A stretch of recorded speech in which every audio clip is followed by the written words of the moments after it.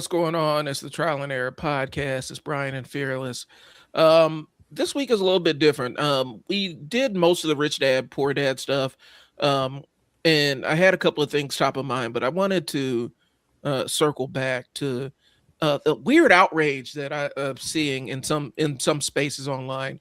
And this might be, and initially I'm kind of leaning towards this is some holistically online garbage, but people were really mad about the Bad Bunny Super Bowl halftime show to the point where they had their own separate halftime show. And then the people that had a separate halftime show were mad that at the football show they sung the Black national anthem, Lift Every Voice and Sing, and said that sold division while they had to watch their own halftime show because they couldn't deal with the halftime show that was there. They Well, needed what their do you own. mean left every voice the same? What do you mean?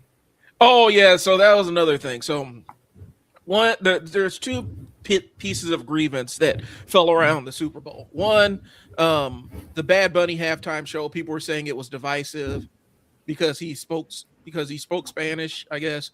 And then the other one was they were mad at Coco Jones because the NFL has started having people come out and sing "Lift Every Voice and Sing" because I mean it is Black History Month, and typically when I was growing up, whenever we went to a church function or something, or some formal ceremony that was Black folks, that we sung "Lift Every Voice and Sing," and it got nicknamed the Black National Anthem just because of around 1919 it was just kind of widespread and everybody was singing it, so they nicknamed it the Black National Anthem.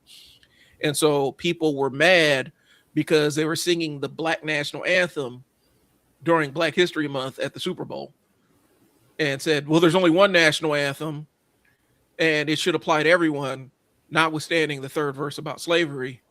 That Right, and lift every voice and sing yeah, is including everyone. right. To lift every voice and sing, as opposed to the third part of the stanza Yeah. from Francis Scott Key. So yeah, that makes a lot of sense. And so what it was well, one thing, there's a couple of factual things, right? So I think it was like it had to be 1931 or 1934 when Francis Scott Key's national anthem became the official national anthem. Like they're singing it before, but it didn't become official until around that time. Meanwhile, Lift Every Voice and Sing, the NAACP, it kind of informally said it was the Black national anthem and nicknamed it that around 1919. That's one. And then two is a quick, fast way to show that you're not really been in any kind of community with Black folks or anything, or been around Black folks, because I remember, and my mom used to go to all the Black history events. We'd be going to all the other stuff. Every time before we even started, after the prayer, somebody would sing "Lift Every Voice and Sing," specifically during Black History Month. And so people were mad about it. And it's a really bizarre thing to get mad about. Because like when we were doing it, I mean, I remember going to white people were singing "Lift Every Voice and Sing." It's pretty much a gospel song. And so people were really locked in on that piece of it, and then saying the Super Bowl halftime show was divisive and blah, blah, blah. And I realized in online space specifically, there's people that have built entire careers around complaining about this shit. Like that's what their entire life and existence, their entire contribution. Their entire contribution in anything in online discourse is finding things to complain about and complaining it's not the way that they want it to be. And more times than not, it can come on both sides, but one side is saying, hey, we would like to be included and represented. And the other side is we don't want them people represented because it shouldn't matter. And so that's why I was kind of inspired to do like this entire episode about, real grievances versus grievance culture and just the economy of being pissed off online. So that's kind of where I'm going with it. And so it was just kind of an interesting thing to see during the Super Bowl where people were really mad about it. Like they're officially mad. who was it? I forgot what some former Fox News lady was crashing out online about it, talking about yeah, there's 40 million people in the country that speak Spanish, but there's so many others that don't, and blah blah blah. And like she was like going in on it and saying it should be meatloaf. How she said it? She said it should be meatloaf. It was Megan Kelly. It should the Super Bowl should be apple pie, meatloaf, and maybe fried chicken.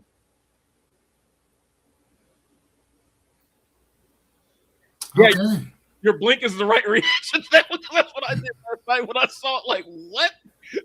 Um, and so it was, and that's how she gets attention. Like she finds things in American culture or any in culture that's happening, that's jumping off, and God, stop. like, Okay. and then her audience joins in, and then they complain about it, and then it matriculates over to YouTube, and then somebody will do an entire hour-long video about this thing that pissed them off. At least because somebody that doesn't look like them is doing a thing or is in a movie somewhere or is getting represented in a way that they don't think that. And so it's their entire ecosystem around this kind of shit. And so that's kind of where we're at. So I'm sitting here writing this stuff down. Sorry, guys. Whenever we're discussing stuff or whatever, I get to writing. And one of the things, so there's three concepts that I kind of thought about. One of them that Chris Rock said, he said, a lot of people in America are looking to do three things, or one of three. And one thing is we want to be either famous, infamous, or be a victim. So I'll say that one more time. We want to either be famous, infamous, or be a victim. And more times than not, we'll settle for victimhood, right? Bad Bunny. So first and foremost, football. Football, contrary to popular belief, is not as popular as we think it is in the West. Most people around the world don't give two shits about American football. They don't care whatsoever. Now, if you throw soccer into it, billions upon billions upon billions of people watch soccer. They love soccer. But American football, not whatsoever. Now, here's another thing. Bad Bunny is known around the world. And because he speaks Spanish, and a lot of other people speak Spanish, that gets way more eyes than somebody like Kendrick Lamar, or somebody like Rihanna, or somebody like Paul McCartney. You see what I'm saying? He's going to draw more attention. So you may not necessarily like the performer. Dude, you know how many years that we sat through and watched somebody perform? You know what you do? Get up, go grab something to eat, take a bathroom break, store run, something like that, and get back before the time's up. Who gives a shit? Well, Yeah, you know what I'm saying? So we're sitting there complaining about something and about the Super Bowl thing. Who gives a shit? well, and I want to say one more thing. go for it. Bad Bunny is American, and not all Americans speak English. Yeah. I want to say that again. Not all Americans speak English. And when I say America, Mexicans are American too. Canadians are American too. We forget that America is a fucking continent. Well, North and South. And Bad Bunny talked about that during his performance when he said, God bless America, when he grabbed the football. And then he started naming off all of the other countries within our continent. Canada's American. yeah. Mexico's American. what is it? The DRC is American. Right. Mexico, Honduras, El Salvador, it's fucking American. Right. So there's nothing more American than this dude performing at the Super Bowl. Right. And I think that's where it is the idea that America is a continent. And we're talking continent. And specifically people, when they say it, American, they mean somebody from the United States, narrowly. Correct. And that's on you. Yeah. Yeah, that's on you for thinking that shit. And the thing about it is, because there's a couple of things here. One, football, NFL is cognizant that they're trying to expand into a global game, because okay, so you got NBA and NFL. NBA is kind of they've kind of accepted, hey, we might not get the same views as the NFL, but cumulatively, we got 82 games a year, and so we're going to get more views, maybe not in one shot, but cumulatively. But it's also an international game too, because it's one of the biggest sport it's one of the biggest sports in China, the biggest population in the world. There are NBA players that can go over now who may not be able to make an NBA team. They'll go over to China and make an absolute fortune. Stephon Marbury was one. He was massive in China. And got dual citizenship. And so which is almost impossible apparently to get. And so when we're talking about it, the NFL is trying to get a big of a market as possible. They already started doing games in Mexico and things like that. And so they're trying to really get into this global South. They're trying to get into Latin America, for better or worse. And it's being cognizant of, hey, this thing is not for me, and that's cool. Like I said, I sit there in Super Bowl 39. I sat there in Super Bowl 39 and listened to Paul McCarthy and the Beatles scream at me off key for 15 minutes. And I got up and said, yeah, I'm gonna go do something else. Back in the days, like I remember there used to not be really it'd just be a marching band or something at the halftime show. And In Living Color said, hey, halftime show's boring. Come tune in to us. Come watch us. Oh my God, it was amazing. And they switched over, and they switched over. People switched over. I remember at my house, we switched over to watching Living Color during the halftime show. And then the next year, the NFL had Michael Jackson on stage. The next year, because they're like, oh, we lost a lot of people dropped out. They stopped viewing. And from a commercial standpoint, those commercials are what drives the Super Bowl. People paying for ad time absolutely makes the network a huge amount of money during Super Bowl season. And so all those people switched over to Fox to watch In Living Color during the halftime show, and they lost a lot of money on that. Mm-hmm. And so that's really what that is, and that's what it's about. And so you got to understand there's a global game being played here. And so they're going to go out and try to find the artists who have the biggest global audiences or have the biggest spotlight on them at the time and try to get them into the Super Bowl. Bad Bunny represented that.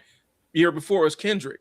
He had the biggest platform and they put him on the biggest stage because they knew he could reach the biggest global audience. And that's just how it went. And so there's a lot of strategic sides of it, but here's the reality. A lot of times people are having issues with it's not the artists themselves, it's the color of the artist or the genre of the specific artist. That's what they're having an issue with. Because do you think that they had a trip to feel as K-pop? Probably. I think that I don't know. I think they would have tripped as long as it's anything that because people were mad about the Kendrick one. People were mad about the Dr. Dre one. I remember. Really? Yeah, man. Like I said, the online grievance culture is crazy, man. People get mad about seeing popular artists perform.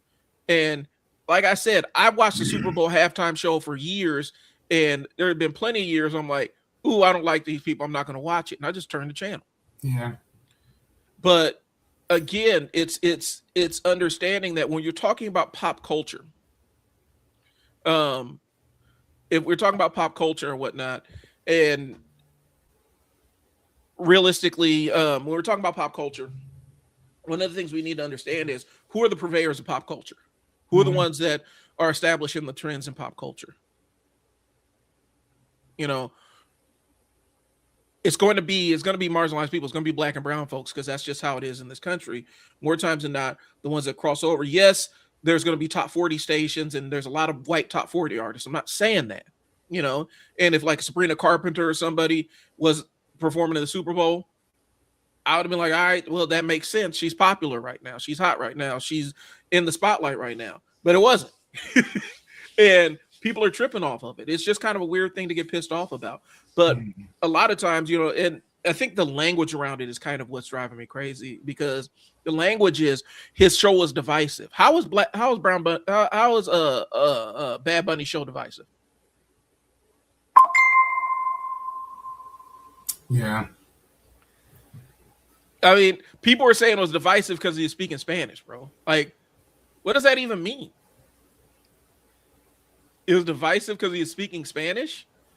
Now, you can say I didn't understand what he was saying because he was speaking Spanish, but to say it was divisive, I don't know. And so I think a lot of times people divide themselves or feel it's divisive. Like, I wasn't saying the Super Bowl show was divisive when it was like tribute to country music stars, right? Like, I wasn't saying that. It does look weird that you have a game that's mostly black folks playing it and it's country music, but it is what it is. You're catering to your audience, right? You're catering to who you think your audience is supposed to be. I mean, right. But you also got to remember, too, people go to operas all the time, too, and you don't speak, the language for that, but you still understand what's going on. Right. So it's kind of like the same type of thing or whatever. If that's not your thing, then it's not your thing. Right. If somebody's performing and you don't like it, go do something else. That's what I'm saying. Like, off top. I mean, I watch the Super Bowl for the commercials, personally. And then occasionally I'll watch the game. I thought this game was actually pretty good. I think I watched it probably to like the fourth quarter. Then I was like, I'm good. Well, you know what I mean? And Other than that,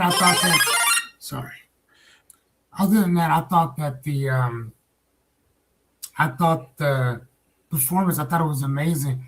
I didn't know what the hell that guy was saying, but I felt what he was saying. Right. If that makes any sense. Well, it's a show. It's a visual. There's a visual element to it too. And I think people forget that. Like, I remember the most iconic Super Bowl performance I've seen one of the most iconic ones I've seen in my life was Prince doing Purple Rain in the rain. Like, the visual of it with the rain coming down and the stage lit up and everything, it was a stunning visual. It's a show. It's a show. And so he's putting on a show. And I think, like I said, people are just, I don't want to say people are just looking for something to be pissed off about. No, they are. Yeah. If somebody something to be pissed off about. If somebody speaking Spanish offends you, then you got a problem. That is a you issue. I mean, Ricky Martin was on there. Yeah. Lady Gaga was on there too. She spoke English. Yeah. So what are you talking about? And people don't know, like, you talk about Ricky Martin, man. Ricky Martin back in the days, like, all right, so was Menudo. Yeah, Menudo was huge when I was growing up. And so dude's been a star pretty much all my life in some way, shape, or form somewhere. And I think, like I said, people were kind of scrambling and searching for, hey, this pisses me off. Well, the show's divisive. How is it divisive? Well, they're speaking Spanish. They're not speaking English. So it's not for you, and that's okay. You can go watch the Kid Rock show. I don't know why you would do that, but you can go watch Kid Rock's halftime show, and get in the mood to go steal some catalytic converters or some copper wire out of somebody's house. You can sit there and listen to that. I'm not a huge Kid Rock fan. I've been off of Kid Rock for a long time. Yeah. And so, but if that's what you want to listen to, go listen to it. Nobody's stopping you. But the commentary is weird, bro. Like, we need to bring Kid Rock on the Super Bowl show. It's weird. How's that weird? Well, Kid Rock wasn't divisive. He wasn't divisive. I saw bro on there using some slurs on his show. He got busted with the weird pedophile lyrics that they pulled up. That's why a lot of people were pulling out of that show with them in the first place. Why are they judging him on that? If I mean, there's other people who done far worse. So why are they tripping on him about that? Well, that's what I'm saying. A lot of the people that watched that show weren't judging him on that, but they're mad at Bunny for speaking Spanish. It's like, if we're looking at things that are, if you're watching Kid Rock and you're not watching the Super Bowl, what do you have to complain about? Yeah, you got what you wanted. Watch Kid Rock. Knock yourself go watch out. Kid Rock. And then once that's over, you go back and watch the other show. Yeah. Done. No harm, no foul. Well, and so a lot of it comes, the entire grievance culture, what it does is it basically, I think the bigger point I'm getting to is people have built entire empires or entire media empires, media conglomerates around multimedia presences, I should say, around being permanently finding things that piss you off. Mm-hmm. Like that's their entire brand. Their entire brand exists. Hey, this pisses me off. There are YouTube channels out there that were literally that started because it was some angry nerd somewhere mad that this character in this specific book was Black or Latino in the movie and not in the book. And that jump started their entire career, just being mad about that kind of stuff. There are YouTube channels right now that they exist because some dude is mad that there's too many Black people in this video game, or there's not enough white dudes in this video game, or they don't think the women in the video game are attractive. And they'll have entire shows about this shit. Like they'll have entire 2-hour live streams about this. People call in and say, yeah, man, this is ridiculous. And it's like, get a hobby, man. Like, but that is their hobby. Maybe that is their hobby, right? That's what makes them money, is what I'm saying. The reason why they're doing it is because they get paid from it. Mm-hmm. And so they've tapped into the vein of finding outraged people and complaining about things online. And more times than not, it's about pop culture. And more times than not, it's about how they feel that including a woman or including Black person or including this person or that person who doesn't fit what their expectation is, how that's destroying the franchise and media and all this other stuff. Acknowledging other people exist, essentially. It's just a weird thing. And it's a weird kind of society ecosystem that springs up around it. And I don't think it doesn't necessarily bring anything positive or creative into the world, but it is what it is. So I get it. I mean, I don't necessarily know if I don't. I've been seeing a lot of people upset about it. I don't understand. Well, and I guess the corrosive feature is it shifts into public policy, where now you got state legislators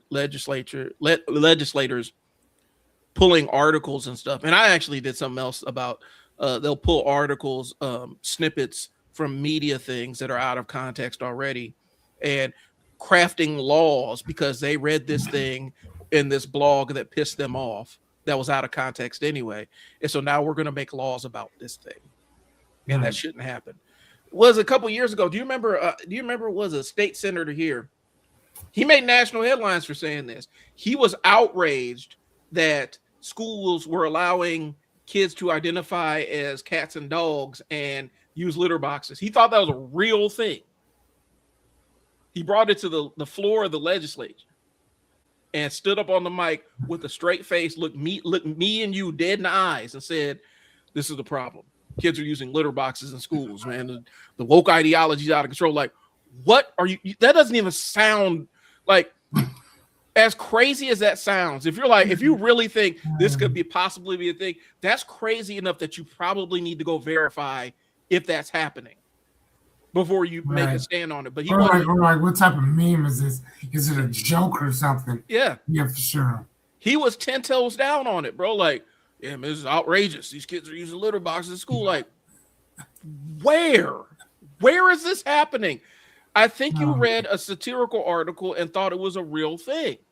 Or you listen to some other crazy person say this hypothetically, and you forgot the hypothetical part of it, and just said, "Oh, this is a thing that's actually happening." Mm. His grievance made him look like a fool, and he got clowned. Like people, he's popping up on comedy clip shows and everything because he really was pounding the table, think this was something that was happening. But that's what grievance culture does, man. It doesn't care about what's factual. It just cares about he was mad about it. He saw this thing and is mad about it. I'm outraged about these kids using litter boxes. That's not happening anywhere, bro. So that's what I'm saying. It becomes harmful when it actually starts shaping laws, because that was the impetus to start shaping laws about kids and identity and all this other stuff. And now we're going to legislate like gender identity and all this other stuff from the state house, as opposed to we haven't had laws around it. We haven't had needed laws around it. But now we're going to have laws about it. And so that was the door that opened that one. It started out with a grievance thing. I see a thing I don't like, and so now I'm going to make a law about it, even if it's not real.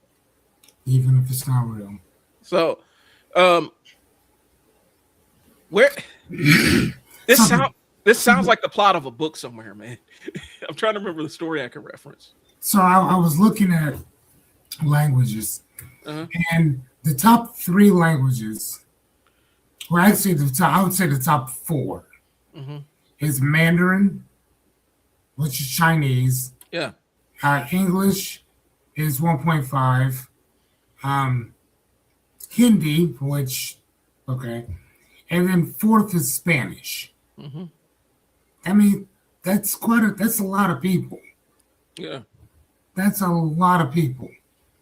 So, and I think that if we were to look up how many eyeballs watch the Super Bowl versus how many eyeballs watch the Stanley Cup. No, not the Stanley Cup. What's for soccer? The World Cup. The World Cup. I guarantee you there's a plethora more eyes that watch that than they watch our American football. Yeah. Like, just saying. Well, and it's the single biggest marketing event of the year in America, right? Like, this is where all these people dump all their money, and so that's why it's a big deal here. And yeah, it's our favorite sport. It's our national sport, which is cool, I guess. I don't have a problem with it, but I think people end up losing perspective of, regardless of how y'all feel about it, the NFL is still trying to become an international game. And I've said that. And so they're going to absolutely chase down opportunities to get a wider, broader audience of people to possibly watch the game. And even though it's broadcast nationally. And so yes, there are football fans around the world. It's a smaller audience than your soccer fans. It's even smaller audience than your basketball fans, right? But it exists. It's a real thing. And so the NFL's cognizant of that. So it's a marketing opportunity. And so you guys are mad at these artists or whatever. I know Kid Rock came on and said Jay-Z was a diversity hire because he's kind of been the coordinator of who, booking out artists or whatnot. Kind of the liaison and stuff. It's a weird thing. Like, people are mad because it's like, well, we need to have country music on there. Well, country music is like, I guess it can be international. It has an international audience, and when it's time for that, it will come around. But for all these years, it hasn't been necessarily black and brown artists on that stage.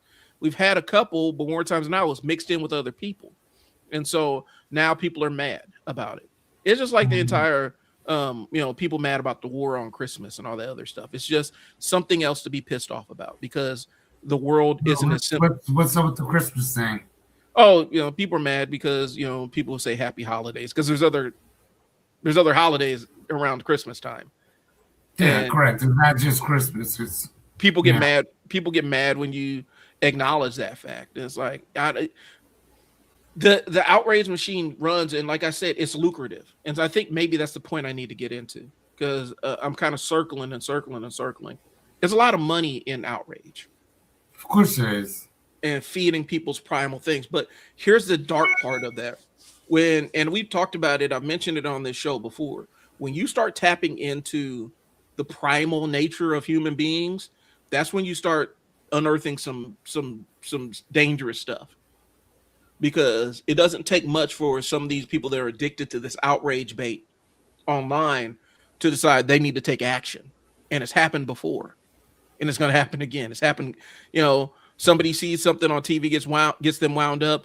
Oh, well, we're getting invaded by Muslims. I need to go blow up this mosque. Or, people are mad at Jewish people, so they're going to go shoot up a synagogue. People are mad at black folks, and so we're going to go shoot up a black church. These things happen because of the outrage machine. And more times than not, when they kind of do the autopsies of this or start figuring out how this person got to that point, they start looking through the internet history. Oh, they're in all these hate chat rooms and all this other stuff. And that's the ideology that they consumed endlessly. And the people that are feeding them the ideology feel no connection to the outcomes that they're creating. And so that's where it gets dangerous, where people are taking action, whether they go through the legislature or whether they go pick up a rifle and go do whatever. That's where we're talking about, where we're tapping into people's primal, like, without understanding why they're getting mad about it, understanding why Bad Bunny on the stage at the Super Bowl makes you mad. So that's where I'm going with it.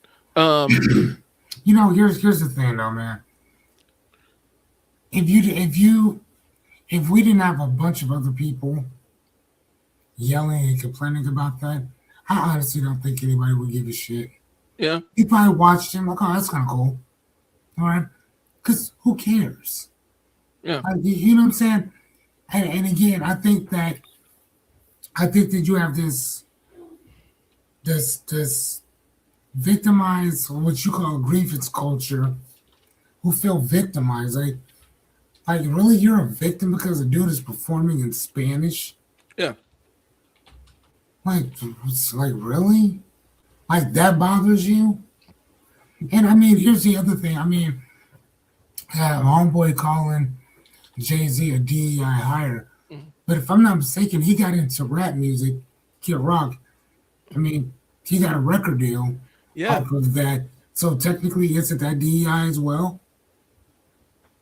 I mean, you can always change up your genre if you choose to feel that way or whatever, but that's kind of what happened. Matter of fact, you were talking about early on how your idols were Run DMC. Matter of fact, you had a whole performance with them.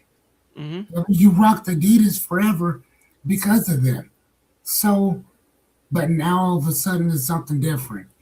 Well, I mean, okay, cool. I mean, whatever. Well, when people are on his neck for getting drunk and using the hard R slur in a live stream or whatnot, first thing he's talking about, man, I'm down with Trick, and you can check in with Trick. For those that don't know, Trick was kind of one thing that's unique about Detroit and their music scene is they're very protective of their music scene, right? And it comes all the way back from the days of Motown and all the other stuff. But now hip hop Detroit has its own music scene that's independent of what the national scene is. And Trick was one of the OGs in the hip hop scene. And, you got co-signed by him and it was a big deal. Well, Kid Rock felt like he got that co-sign. And so he was going to reach back and use that co-sign to say, well, this is why I could say the hard R. And Trick was like, nah. But you went out and sought the validation of a black person so that you could fit into the hip hop culture in Detroit, which is technically DEI. You weren't necessarily qualified. You weren't out in the streets in Detroit, man. You was a little rich kid from the burbs in Detroit, so you definitely wasn't qualified for all the street stuff you talking. Right. So making money off of somebody else's stuff, which, again, by your own admission and definition, that's what that would be. So right. to say that Jay-Z is a DEI hire, first and foremost, the Super Bowl was boring during halftime. It was extremely boring. So since he's taken over, look at what it's a lot more entertaining now than it was then. I think the first people he brought out was who? Well, wasn't it Snoop and Dre? And wasn't that the first time he took over? I think so. Let me double check that. I'm pretty sure that it was. Right? I mean, and then after that, it was, I think, Rihanna. And then you had the Kendrick thing last year. And now you have Bad Bunny this year. Well, and J-Lo and Rihanna were in there too. And what? Not J-Lo and Rihanna. J-Lo and Shakira were one of those artists too, I believe. I don't think so. I think that was before him. I know what you're talking about. I think that was before him. All right, I'll double check it, but you might be right on that one. Because I remember their performance. Let's see, 2000s. So everybody freaked out about Janet Jackson.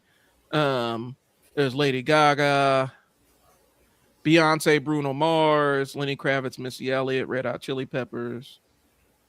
Okay, it's back in 2013. Let's jump ahead. This is K. Dot, Usher, Rihanna, Snoop, Dre, The Weeknd, Shakira, and Yep, I forgot all about them. Yep, no, he was nope, he produced the one with Shakira and J-Lo. Did he? Okay. Yep. That was around 2020. And so that's where he took over. But right before then, it was Travis Scott, Big Boy, Maroon 5 with Travis Scott and Big Boy from Outkast and stuff.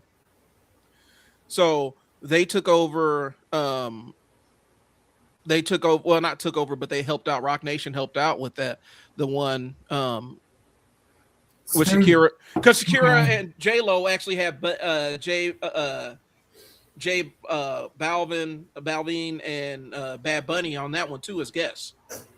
So I don't know.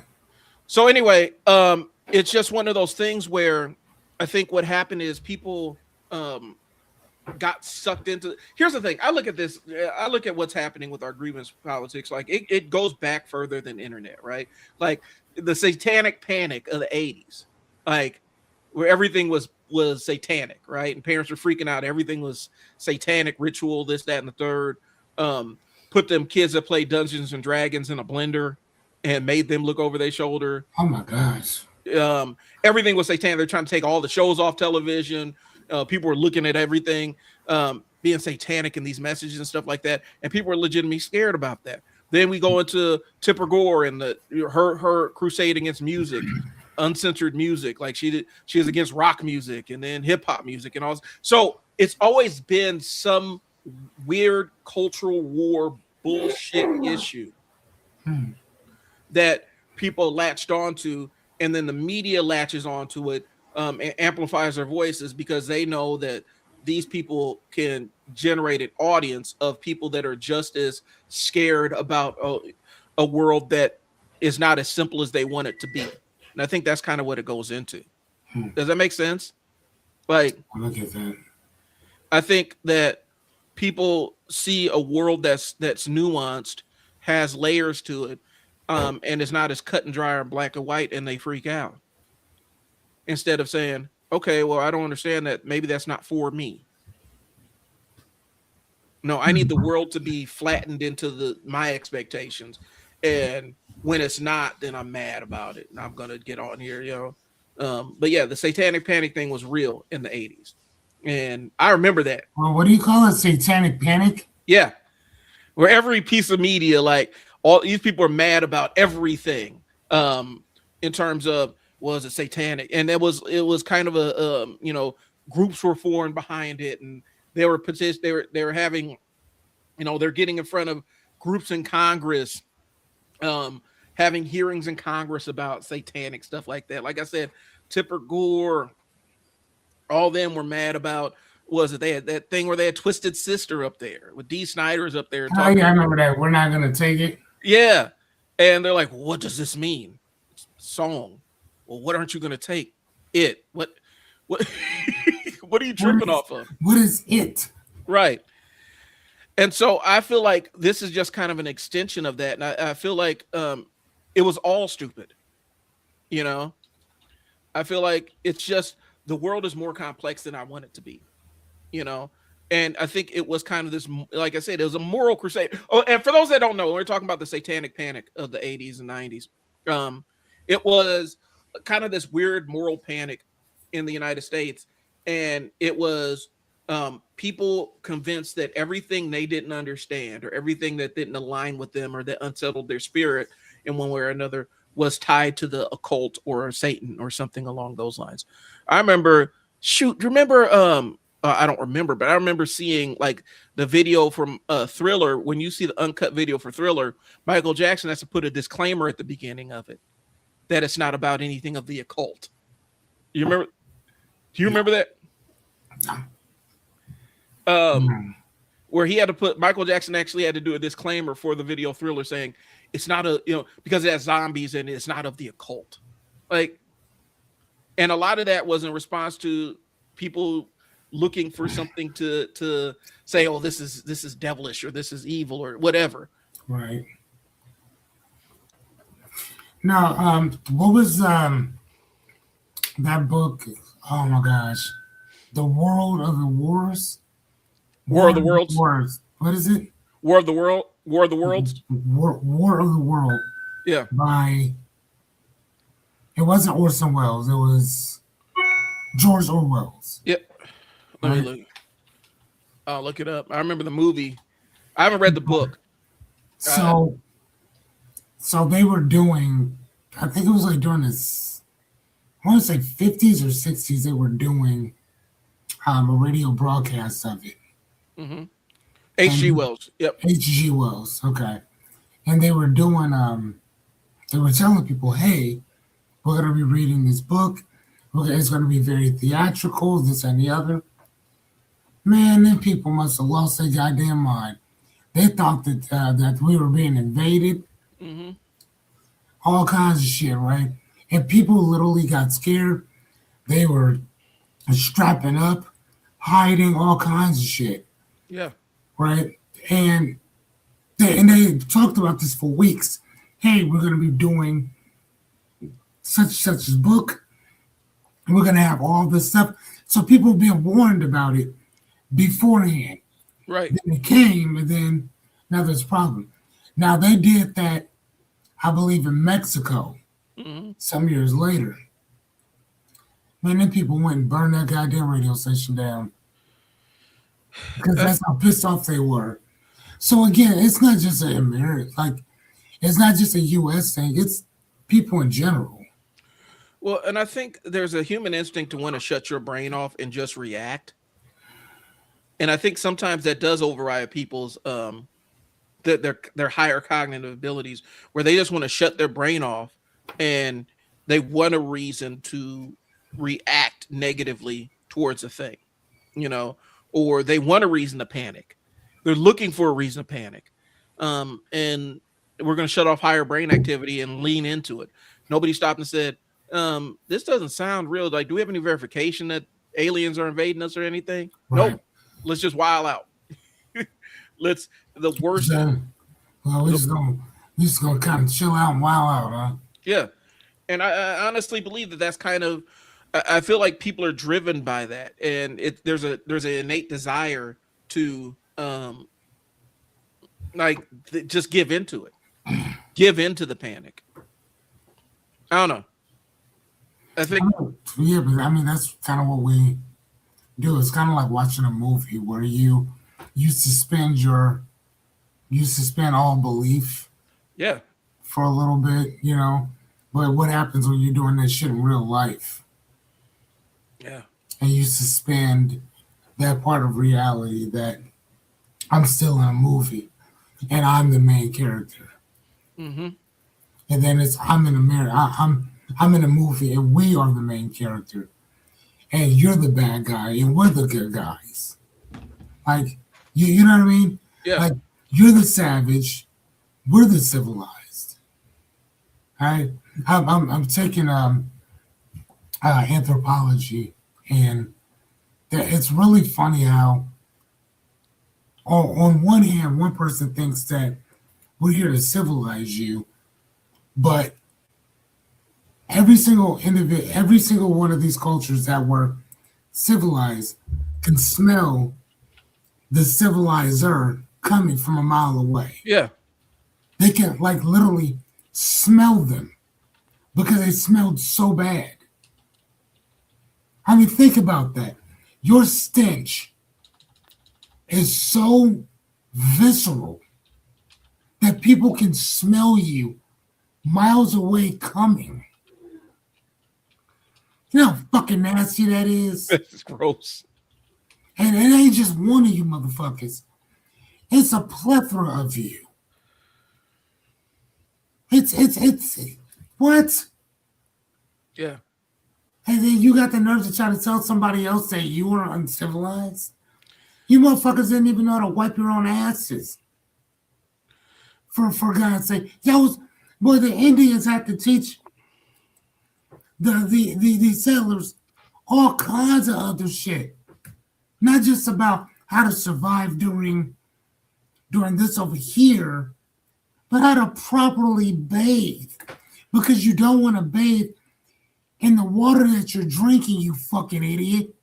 Well, People just nasty. I think no reason. When we talk about it, because now we're going to get into some historical stuff, right? Because you're talking about anthropology. Let's talk about who were the people that came and like who were the settlers, the original group of colonizers that came to the United States, right? They were super puritanical. Basically, England's like, hey, y'all gotta get up out of here, man. Like, you guys are a wet blanket. Y'all need to go. Like, here's a boat.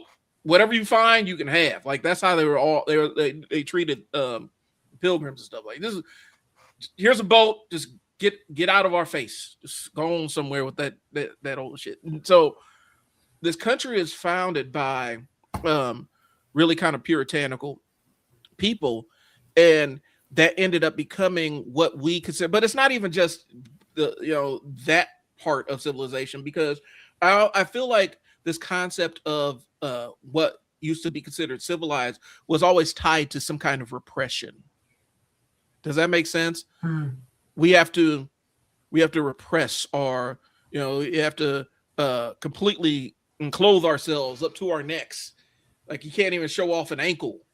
Woman, you're showing off an ankle. You can't even show off your real hair. You can't. You have to cover yourself in all kinds of ways. Otherwise, those evil Puritan. Yeah. And I think a lot of our concept of what we call civilization is actually really just absolute repression of anything that can sensationalize or titillate the brain or anything along those lines. You're right, but that's also the reason why sex is still taboo, even still to this day. Yeah.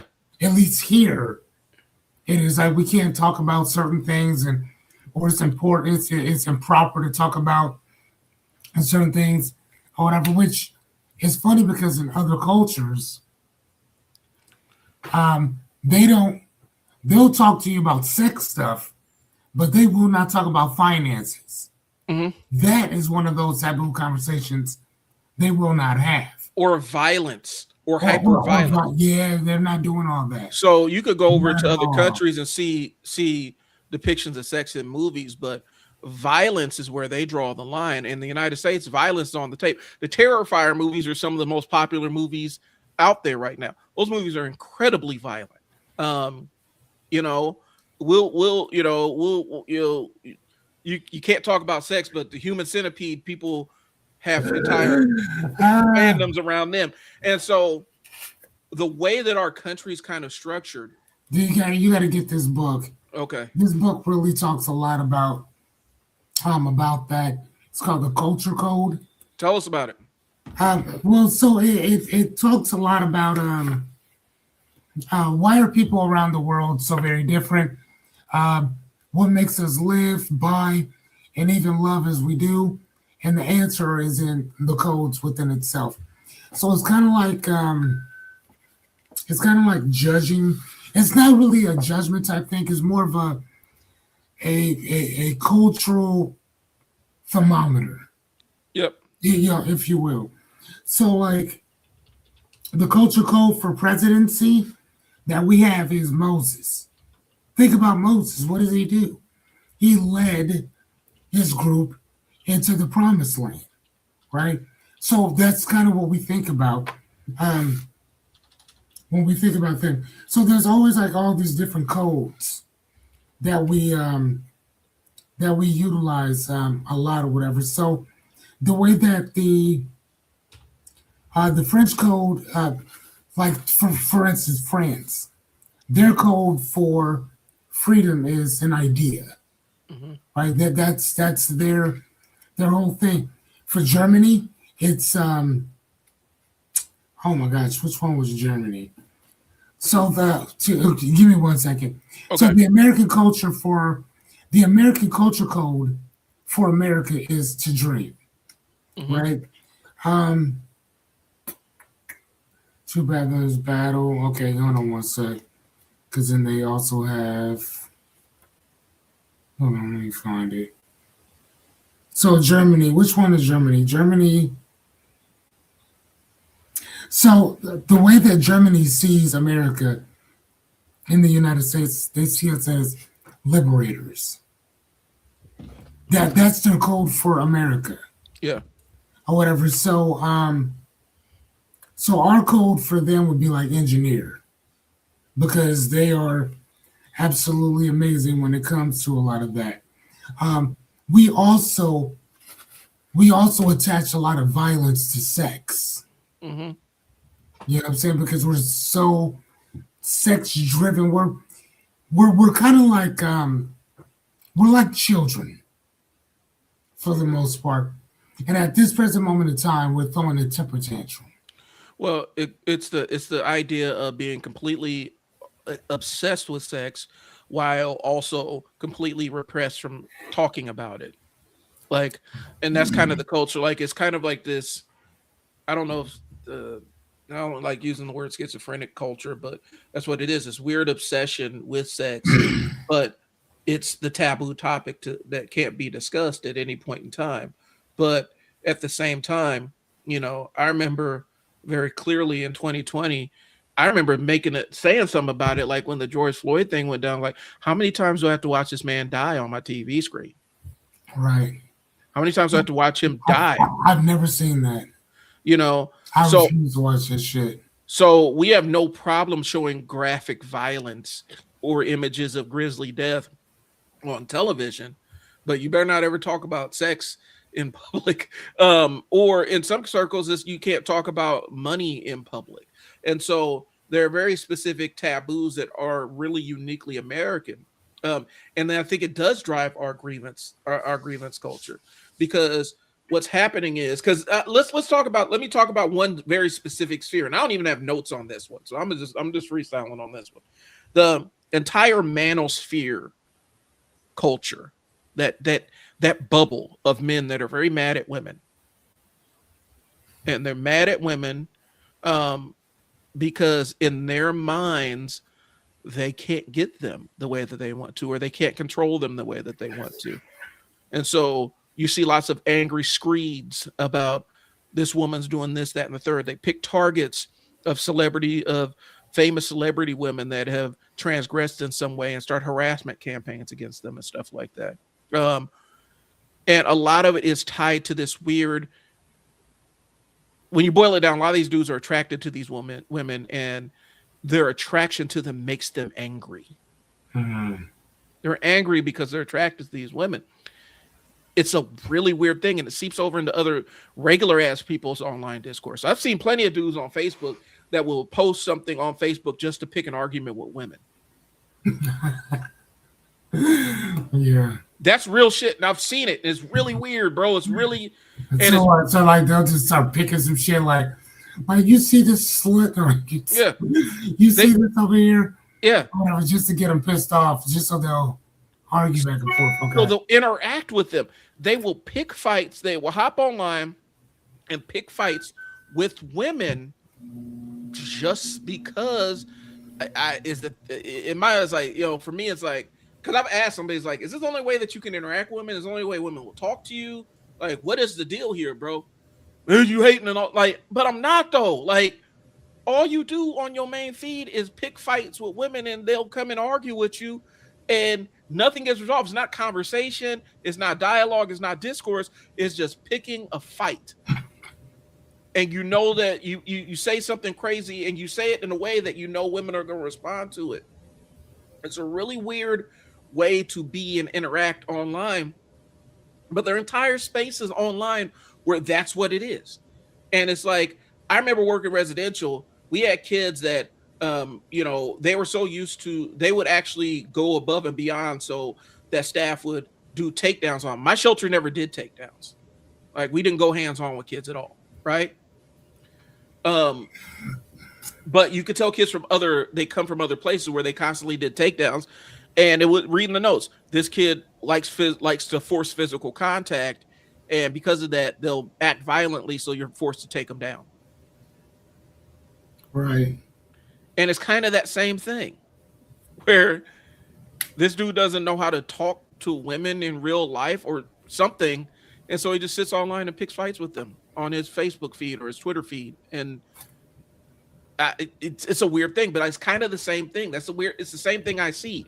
It's weird repression where I'm mad, where some guy is mad because a woman is attractive. He's mad at her for being attracted to her.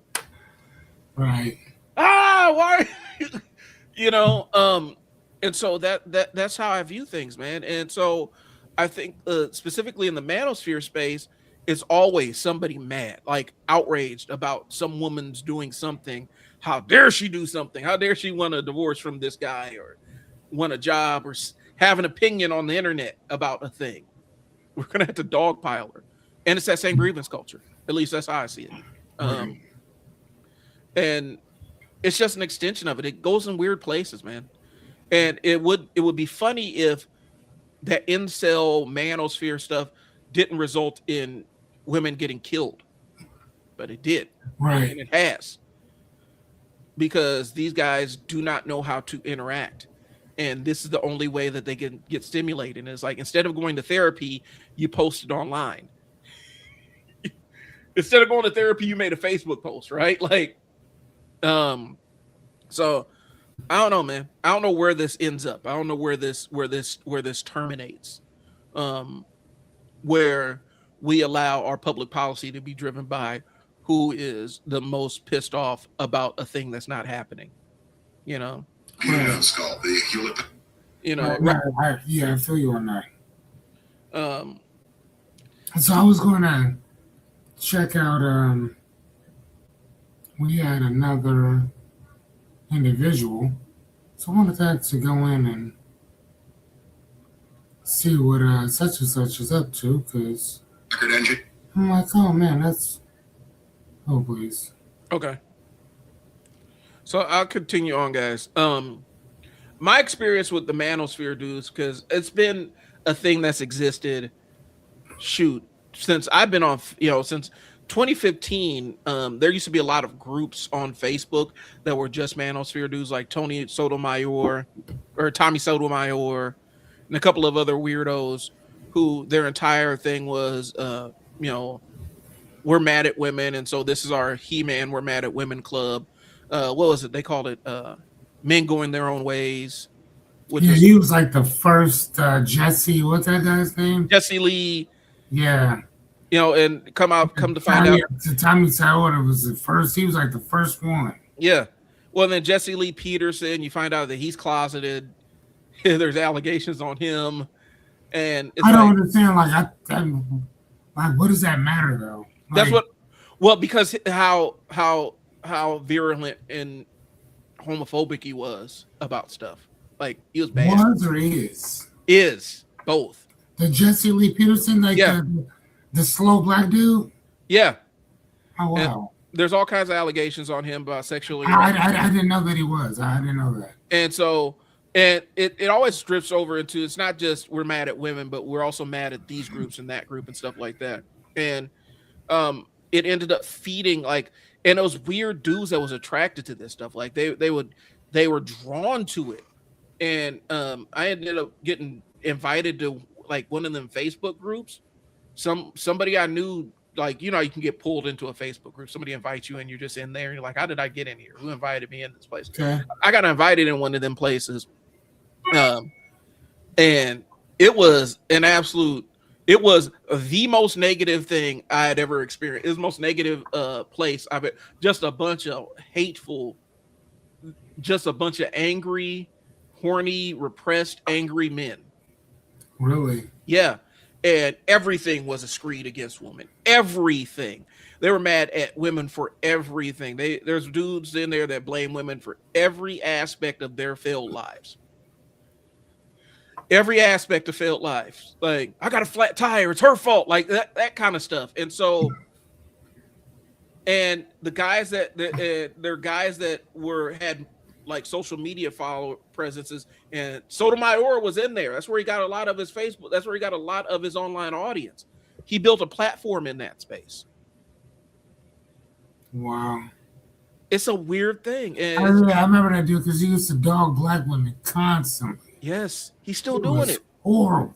He's still doing this 2016. It's like 12 years. He's been doing it for 12 years. Oh, wow. And that's how he collects his checks. Gets on there, says some crazy racist thing about black women, and then weird guys jump on there like, yeah, man. And then they co-sign it, and then that's how it goes. But like, he's not like, so he started it, but now you got like Fresh and Fit, where Myron, I don't know if you know about Fresh and Fit, man. They are like Tommy Sotomayor for the podcast era, right? Like, they actually will bring women on the show to scream at them and berate them. Oh, really? Myron is a Somali American who hates black people. Oh, yeah, I do know what that is. Yeah, he hates. Ain't that the same one?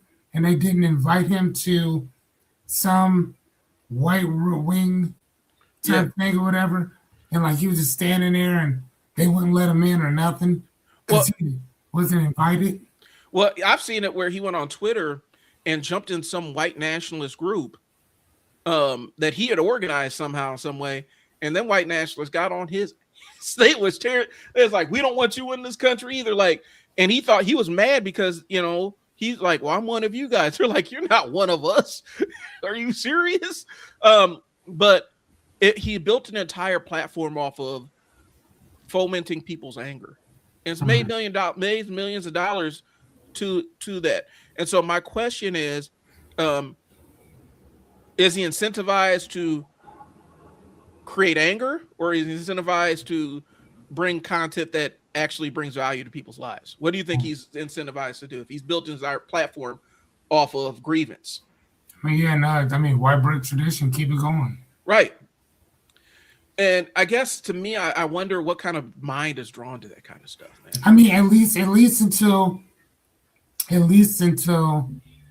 you get to a place where, you know what I'm saying, you have enough money, you have enough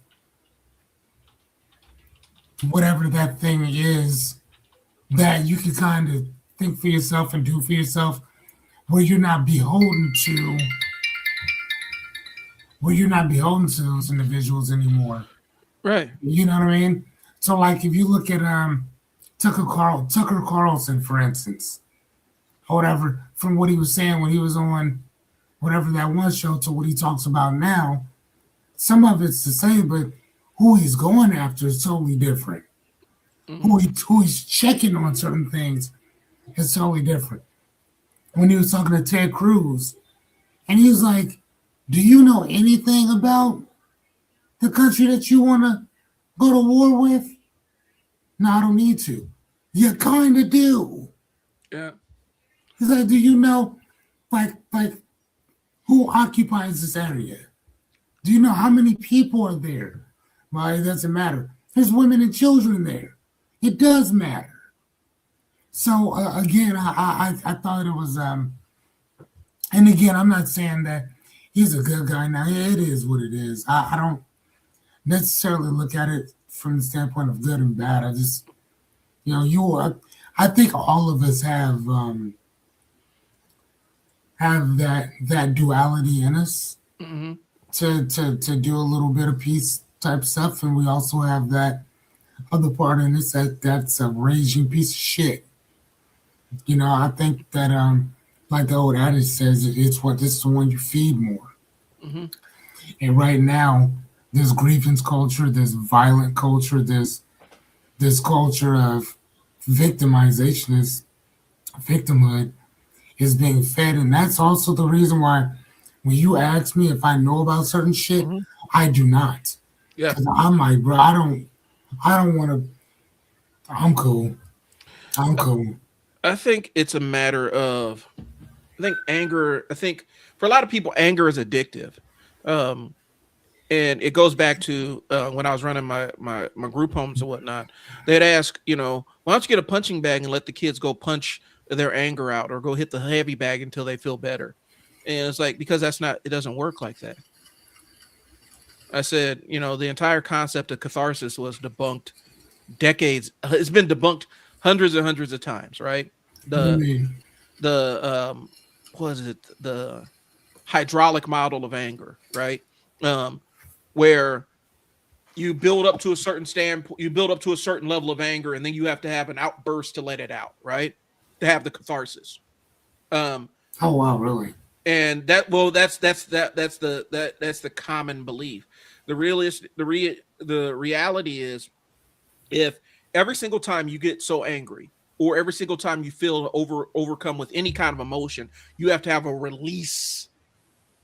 You only become primed. You start priming your body to store all of that so that you can have a release, and it becomes maladaptive in and of itself. And so what I would say is, yeah, we have a heavy bag downstairs. When the kid calms down, they can go hit the heavy bag. Well, why can't they hit the heavy bag when they're mad? Because then they'll start finding reasons to be mad so they can go hit the heavy bag. Hmm. But if they want to go hit the heavy bag, that's fine. Just don't be mad when you go do it. Yeah, that's just like with reading. Like Yeah.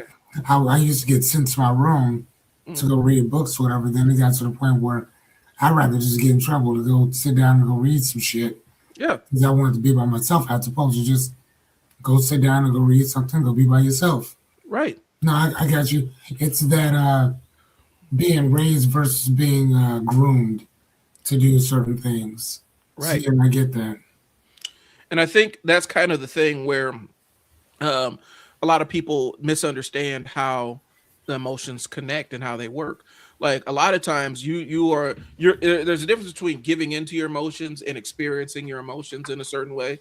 And sometimes people get caught up in, well, I got all this anger, I need to go release it somewhere, and typically it ends up going in some negative ways. As opposed to, Mhm. I have all this anger, I need to find a way to calm myself down, and then I can go engage in the things that I enjoy. It's just a Right. different methodology from framing things. But again, that's why in my facilities, even if we had a heavy bag, I don't need you to go hit that heavy bag to get your aggression out. I need you to get your aggression in check and calm yourself down. And then if you want to go hit the heavy bag after you calm down, Yeah, yeah, go ahead, right. go knock yourself out. Yeah. Um, That's like but going to the boxing gym if you're pissed all the time. yeah, What happens when you're not upset?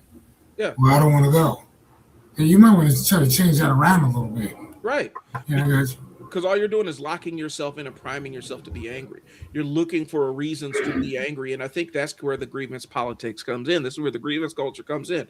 You have a lot of people that they're so dysregulated in their lives that the only thing they can ever feel, the only emotion they can ever feel is look at the newspaper, turn on the news, and feel this group is getting something I'm not getting. And so now I am outraged by it. Hmm. And it ends up becoming something else.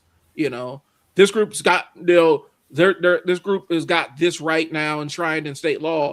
Where am I represented in it? Well, your rights are already enshrined in state law. There's a reason Right. why they got their rights. Well, it's not fair, and now I'm angry about it.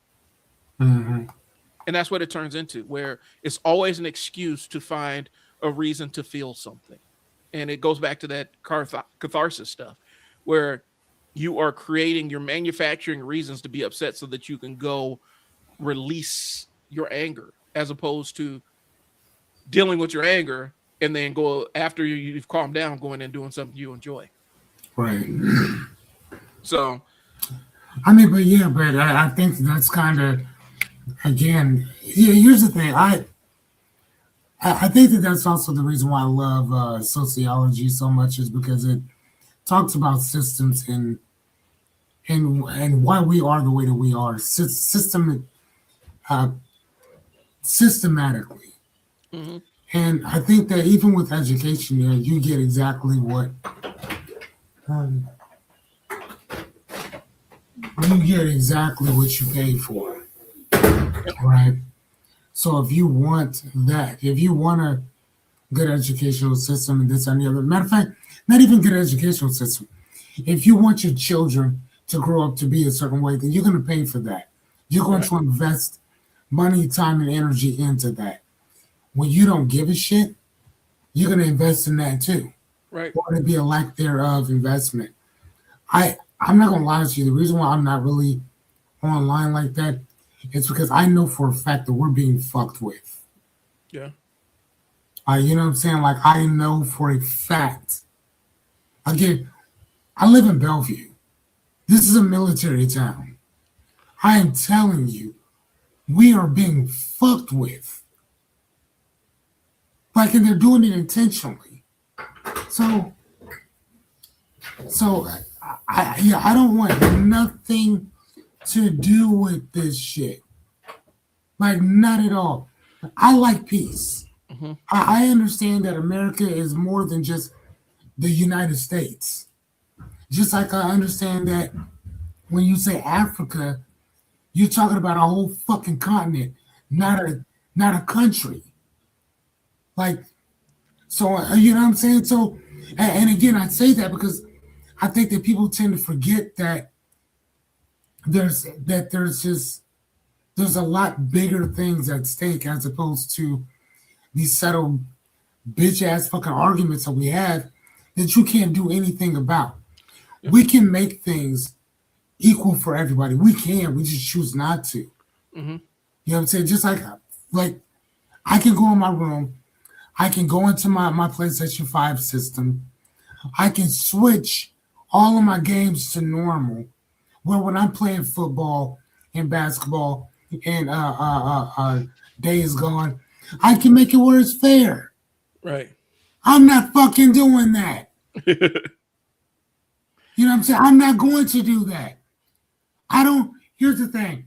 I don't even. If you score on me, fine. I just don't want you consistently doing it. And guess what? If you score on me a couple times, cool. But then you know what I'm gonna do? I'm gonna go back into my settings Hmm. and I'm gonna make it so you can't do that again. So again, I mean, and so again, like I said, I understand why people do what they do. I understand racism.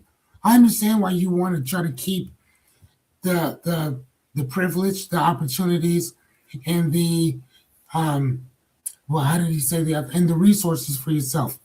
I understand why you'd want to do that. I mean, shit. If the roles were reversed, I'd keep it the same way too. I'm not taking. I'm not. I'm not offended by it. Hmm. I used to be, but I'm not. And the reason why I'm not offended by this, honestly, is because this is a very nihilistic way to look at things, but I'm just doing it. Nothing means anything until you give it meaning. Nothing costs anything until you put a price tag on it, right? And even then, it's all based on somebody's willing to pay for Hmm. this over here. So if certain people don't feel like they're being seen, Hmm. they're gonna be seen, like in one way or another. So they're gonna be seen for being infamous, right? You're gonna have a Martin Luther King or some uh, uh, uh, Mother Teresa type famous type individual that does a lot of really cool stuff. But then even with that, you're gonna try to find ways to besmirch this man's name and this that, and the other. Why? Because you don't feel good about yourself. Yeah. Like, you know what I'm saying? Like, how many fucking presidents do we have that were doing the same exact thing that King was doing?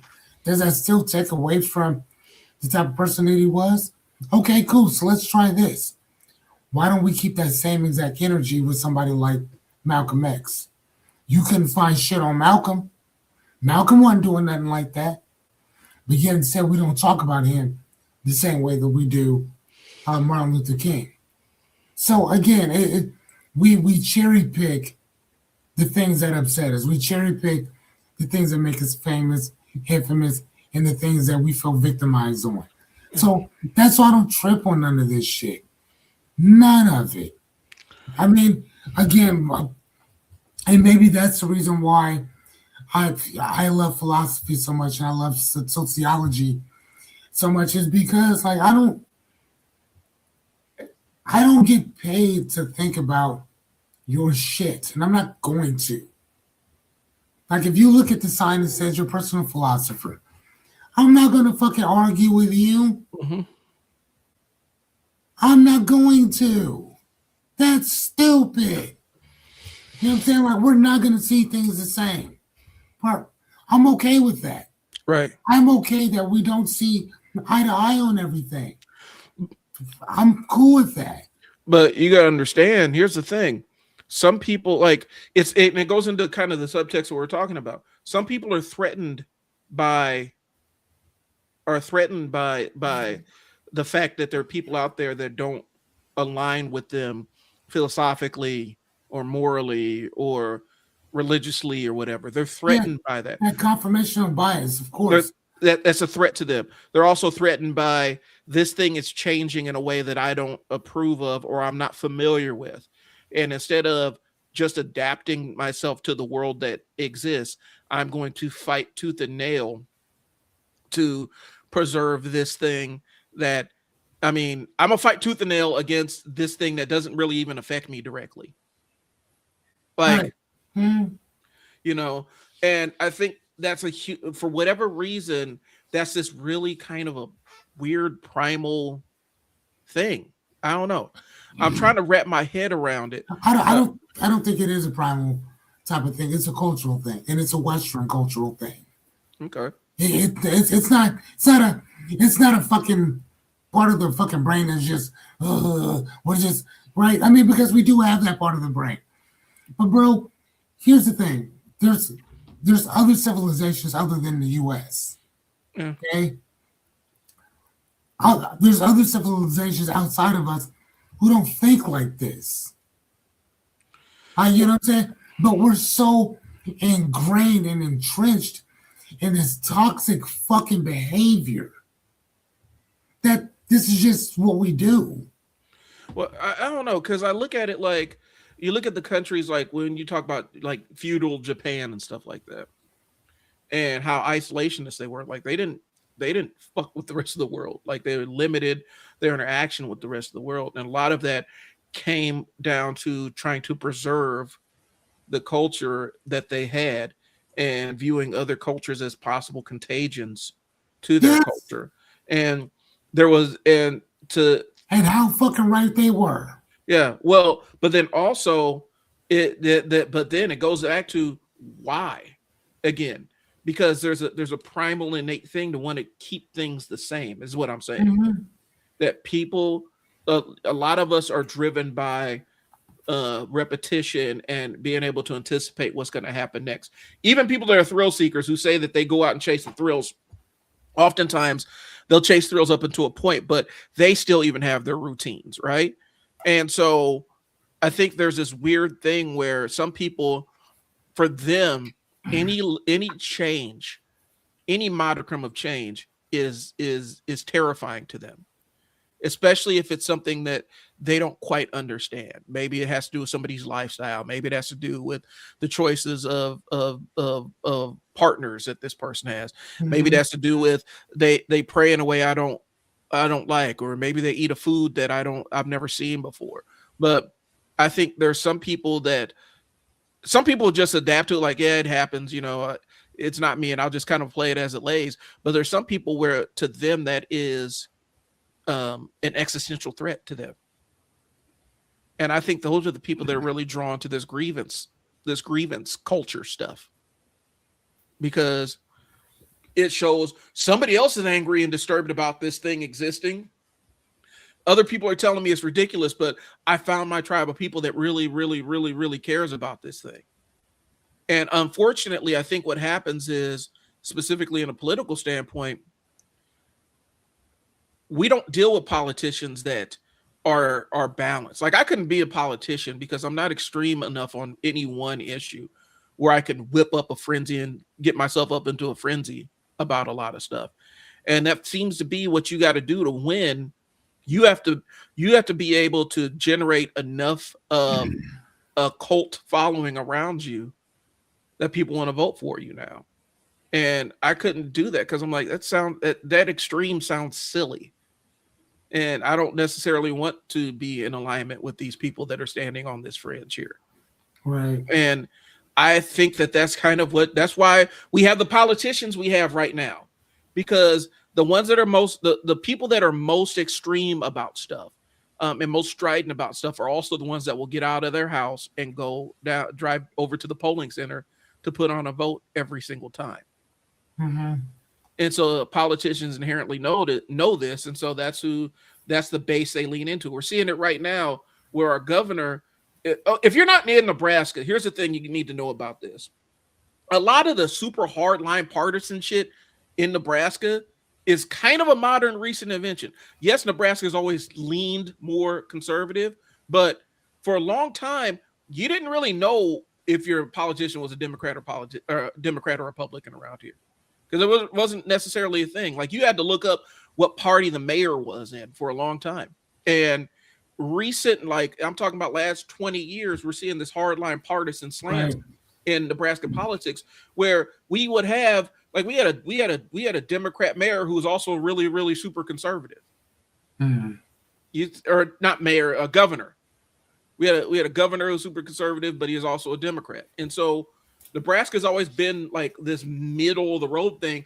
And now we're starting to see electoral politics really play out, where we're starting to see this specific candidate is leaning hard into leaning in and getting a right-wing audience stirred up. And so now we're seeing all these weird culture war things in our legislature that we've never seen before. Or we haven't seen up until about 5 or 6 years ago. Weird culture war things like bathroom bills and all this other stuff, Right.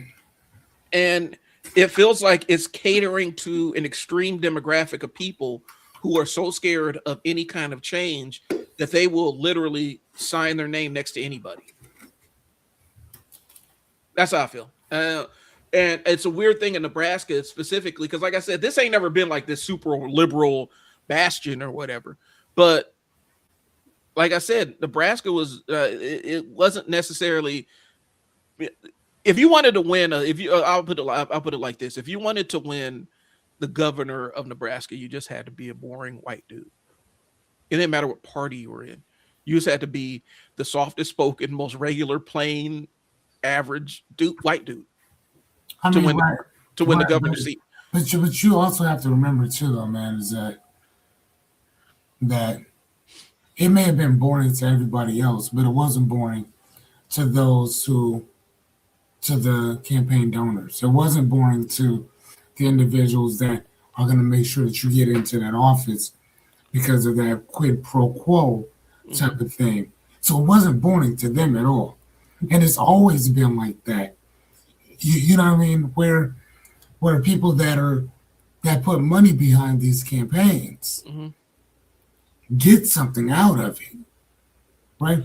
And which is crazy because we're one of the few groups that these certain politicians will go and talk to these certain neighborhoods and these certain people and like, I'm gonna do this and the other, get in office and don't do shit. And it's just like that in general. And it's like, well, I'm a diehard this, or I'm a diehard that, Republican, or I'm a diehard independent, or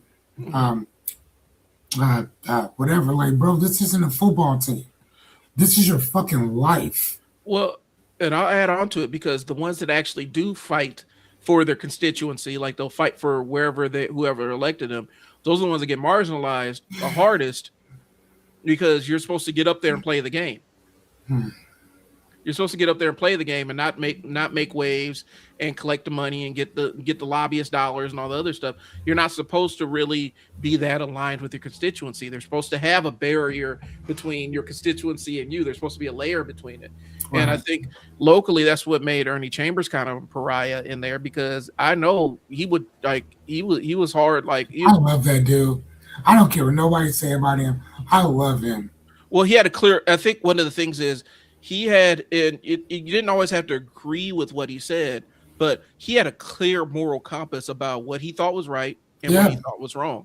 Yeah. And it didn't matter who or what was saying the right or wrong thing. If you were wrong, he was going to challenge you on it. It didn't matter if you were in his party, didn't matter if you were his friend or anything. And so there have been times where the same people that hated him the most, he was actually doing stuff for them. You know what I'm saying? There's specific bills that farmers were, for the farmers or whatnot, that he thought was unfair and unconstitutional. He fight just as hard for them people, and they didn't vote for him at all. They didn't vote for. Matter of fact, they didn't even like him. Right. But and so now I think that's why, like I said, I couldn't be in that lane of politician, because I'm like, I can't sit there in court. Like when I see the specific, like locally, domestically, the governor leaning into this hardline right wing stuff, and we go align with the Turning Point and all this other stuff. It's a signal, because he's understanding that in his mind, his seat is in jeopardy. And so instead of reaching out and talking to more people and expanding his appeal, he's got to narrow it down to his most fervent group of followers and show that he is as extreme as them. And that may be who he is, that may not be. But that's kind of what we're seeing play out right now. It's really interesting to watch. And I'm saying this as a black person who lives in Nebraska, where this shit ain't never been for me. This ain't never been for us, bro. Like North Omaha, specifically North Omaha, is the redheaded stepchild of the entire state. They treat North Omaha like it is Detroit. Like North Omaha is the Detroit of Nebraska. And like the motherfuckers over West ain't whooping their wives' asses. Yeah. Like, you know what I'm saying, beating her ass. And we know, because we done seen it. I used to live out west. Dude, step outside the bar and beat her ass. I used to live in front of everybody. You don't see that shit on the news. You don't see none of that on the news. I used to live out west. When me and my wife had an apartment out there. We would see just as much crime. Cars getting broken. Yes. We hear just as many gunshots. Yes. And out in the rich part of town. Boy, them motherfuckers is horrible. And the reason why we heard it so much was because, and we never heard the cops or anything, because there were never any cops. Like I remember sitting there talking to my wife. We're in our apartment one day. We're both North Omaha kids. And so I'm sitting there like, the thing I notice about driving around out here is there aren't any police patrol. Like you never see the police out here. They say they're patrolling. You'll never see them out there. Meanwhile, I go back to where my mom's house was. There are cops that are bored. Like they're out patrolling and they're bored because nothing's happening. And so, and Fearless and I know this, the fastest way for a cop to start manufacturing criminal things is to be bored, because they have a certain level of activity that's expected of them. Mm-hmm. And so now we got to start writing tickets. We got to start pulling people over. We got to start finding ways to look like we're doing something while we're on the clock. And that's why enhanced police presence in neighborhoods drives crime numbers through the roof. Because when you over police an area, you have so many cops in such a small area, such a limited area, there's not enough for everybody to do. But they have this expectation that they have to do stuff to make it look like they're being active on the clock and not just killing time to get a paycheck. Right. And so now they're incentivized to go out there and these, BS citations for nothing. And that's why we're saying bored cops create crime. And so in West Omaha, you didn't see that. And there are plenty of times where we sit there and watch some meth head in the parking lot trying to break into people's cars and stuff. And you call the cops and they're there in 32 seconds because they don't have anything else to do. They got nothing else to do. And so, but yeah, we heard gunshots. We heard all kinds of crazy stuff out in West Omaha. We've had more drama in our West Omaha apartment than I've had in 13 years in my house in North Omaha. And It's just how it goes. And so that's what we're talking about, man. Like, but this idea that, but you get into the Senate or the legislature, and we need more police in North Omaha. Why? Well, the crime rate's up. Well, crime rate's up because you have more people watching and more people generating citations and interactions with the public because they have anything else to do. Here's the reality, and this is going to piss people off. Enhanced police presence doesn't necessarily do anything because police don't necessarily deter crime. They just report it and they log it and document it. I can count on one hand where a cop was there to stop a crime when I was growing up. More times than not, they come after the fact to log it, document it, report it, do whatever they're going to do. Right. And so when we start talking about people in neighborhoods with heavy police presence, the reason why the crime rates are up because there's more cops around to log and document the crime. When I lived out in West Omaha where there's a low police presence, you never saw them. And so, the crime rates are lower, even though we still experience car break-ins. Like our car was broken into multiple times out there. You know what I'm saying? I'm gonna lie to you, Brian. You seem like your car would be broken into. Nah, actually, it was my wife's car. Oh, her too. Her Jeep was out there, her truck was out there, and the window got smashed, and people were and there was nothing there. There was nothing in the car because we grew up in North Omaha. You don't leave stuff in your car. Nah, I left a gun in my car once. Man, I didn't see that thing for 10 years, and that's when the police called me and like, hey. We have something down here for you. And I went in and they're like, is this yours? I'm like, actually, yeah, that gun had been stolen. Oh my God, yeah, it was about 10 years later. Yeah. You know what I'm saying? And that's what I'm saying, where it's a matter of we didn't leave anything in our car. And it was broken into because some meth head was on some kind of weird mission outside. We watched him walking around the parking lot screaming at nothing. And then he busted the window of my wife's car. Of course he did. And it's like, in a neighborhood where there's enhanced police presence, that would have been logged and documented as something. For us, we're like, we'll just go get the window replaced. I don't even know who this dude was. Right, yeah. I don't even know who this dude was. I don't feel like sitting there talking to him. And so that's what I'm saying, y'all. And I know we kind of went far afield of what we're talking about, but in the state of Nebraska, and specifically the political scene in this country, you can't be a politician unless you cater to some extreme demographic of people who are 100% fervent and locked in on this one thing. And that's the entire thing. Like, you have to generate a cult of personality around you in order to get these people to follow you. So, right. All right, let's see where we're at. Yeah, where are we? Because we're an hour and a half in. The attention economy. Let's talk about that. So we talk about the attention economy. And it's a social media. It's kind of a social media thing, but it's also a regular media thing. When we say the attention economy, what we're saying is the world where attention is rewarded through some kind of external thing, whether it's a like or a share or something. It doesn't have to be tangible. It can be something completely digital. This person, my video got viewed over 1 million times, right? That's what the attention economy is. And a lot of times the people that live in this grievance space, that's what they're driven by, is attention. Now, some of them will learn how to monetize that attention, and we'll talk about that a little bit later. But for them, the biggest payoff is the fact that people are looking at them. And so how do they get more people to look at them? They say more insane, aggressive shit. Hey, let me ask you, bro. Have you ever seen that? Have you ever watched the show Veep? I've seen parts of it. I have not sat down and watched it. Oh my God, bro. That is one of my favorite shows. I just went through the whole thing again. It's about 7 seasons.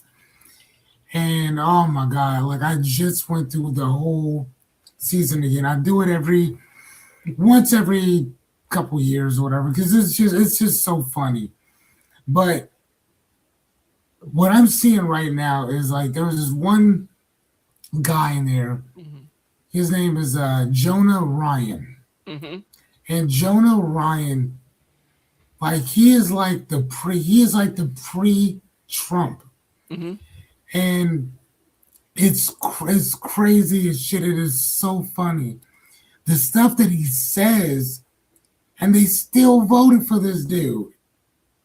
And then by the time it by the time everybody's kind of like, yeah, whatever, this dude's vice president.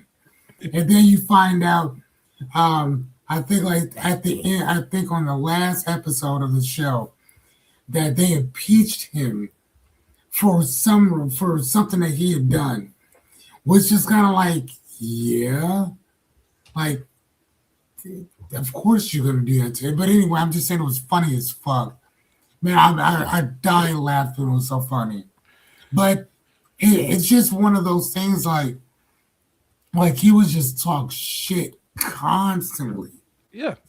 But he was just really like that in general, which is not necessarily indicative of Donald Trump. I remember people talking about before he was president, like he was cool and calm, whatever, right? But again, though, that's the guy. But Yeah. then from a business standpoint, you hear people talking about like they've been pieces of shit forever. Right.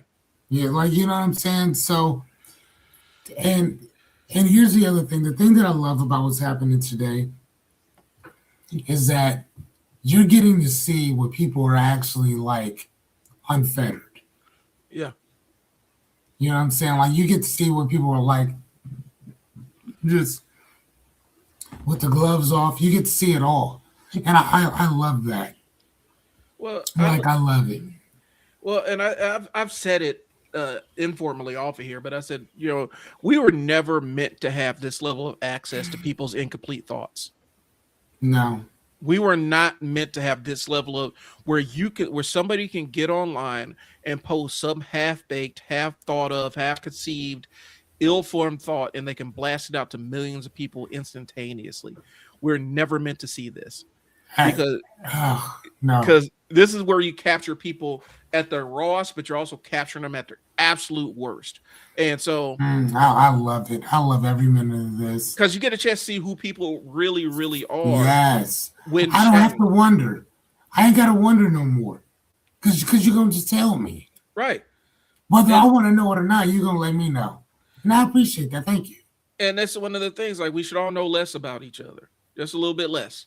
And I think, but that's what I'm saying with the attention. When we start talking about the attention economy, the algorithms really reward um, generating attention. It doesn't matter what kind of attention it is.